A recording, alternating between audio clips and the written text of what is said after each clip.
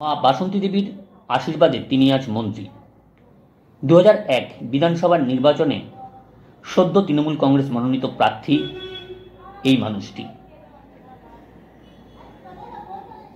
রামকৃষ্ণ মিশনের স্বামীজির পরামর্শে তিনি শুরু করলেন মা বাসন্তী দেবীর আরাধনা।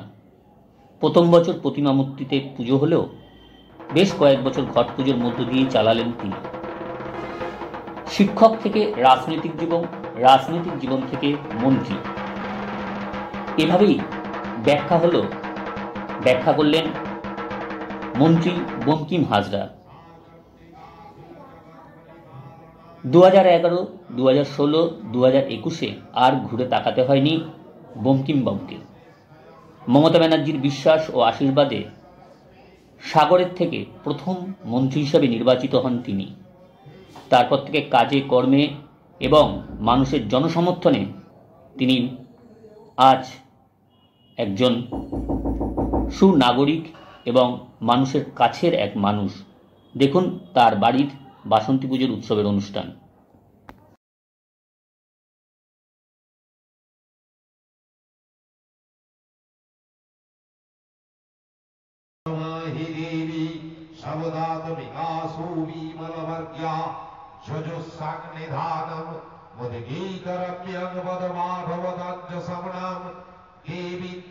भगवती भवभावनाय वाक्याद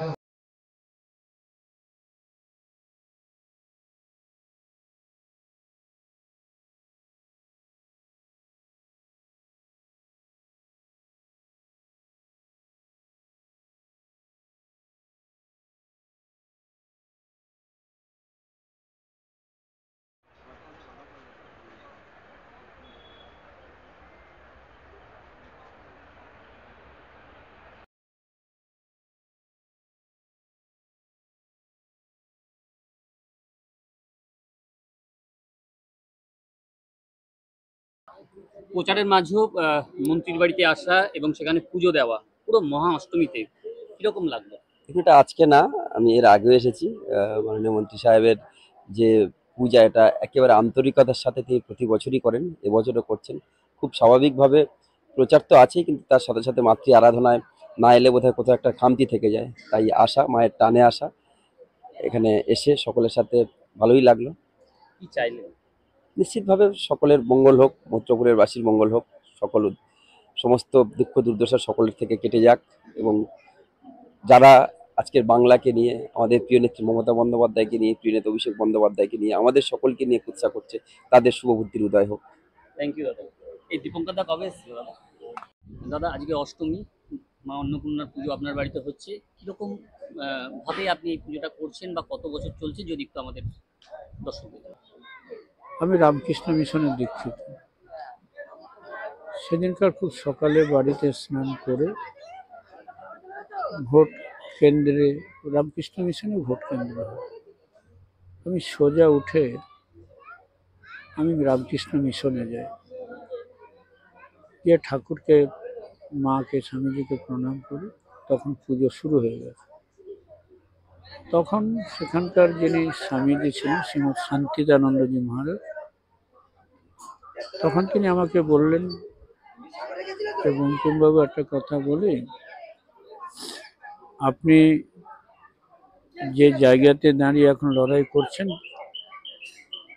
সেই জায়গাটা হচ্ছে যে একদা আপনি জানেন যে রাজা সুরত তার অত্যাচারিত হয়ে তার রাজ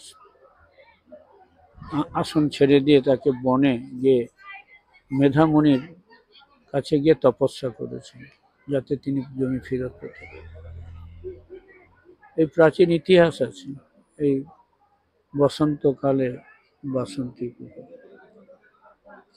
আপনি ঠাকুর মা স্বামীজির কাছে প্রার্থনা করুন, যদি আপনি জিততে পারেন আপনি মায়ের পুজো করবেন। সেই জায়গাতে ঠাকুর মা স্বামীজির কাছে প্রণাম জানিয়ে এবার আমি বিভিন্ন জায়গায় নির্বাচন যে সমস্ত বুথ আছে সেগুলোতে ঘুরতে যাই।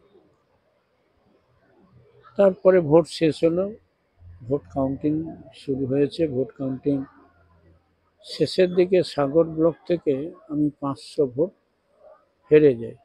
সাগর বিধানসভার যে 9টি পঞ্চায়েত, তখন তো আমাদের মাত্র 3টে পঞ্চায়েত তৃণমূল কংগ্রেসের, আর তো সব সিপিএম।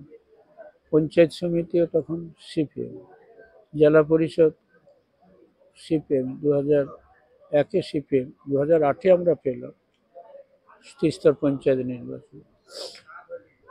তারপর 500 ভোট ডেফিসিট নিয়ে নামখানাতে প্রবেশ করলাম। তারপর নামখানার মৌসুমে নামখানা, হরিপুর, শিবরামপুর আস্তে আস্তে কিছু কিছু ভোট কমছে। হঠাৎ ফেজারগঞ্জে 1000 ভোট আমি লিড পাই।